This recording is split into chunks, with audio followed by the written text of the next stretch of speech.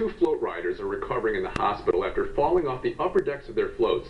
These are two separate incidents. Both happened as the crew of ALA rolled through Uptown this afternoon. The first fall happened at around 4:30 at St. Charles and Harmony, and the second happened just after 5:30 as the crew passed Lee Circle. As Jacqueline Kelly reports, the falls have officials looking into whether the riders were wearing their harnesses. It's been a busy weekend for New Orleans EMS.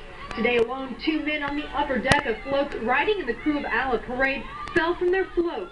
One person was in stable condition and taken to a local hospital, and the second person was transported from Lee Circle to the trauma center in critical condition. Tonight, that second man has been upgraded to stable condition. EMS officials say both the men suffered head injuries in the falls. Kim Bouvier, the deputy chief for the city's EMS department, says the men are lucky their injuries weren't worse.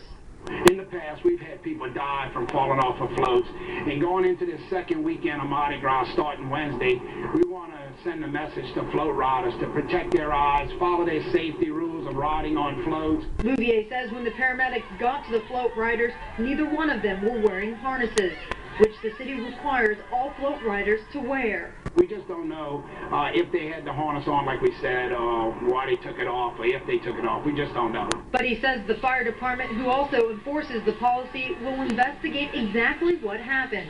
In this case, they were inspected before the parade, and they passed, and they would not have been allowed to parade if they didn't have it. Jacqueline Kelly, Eyewitness News.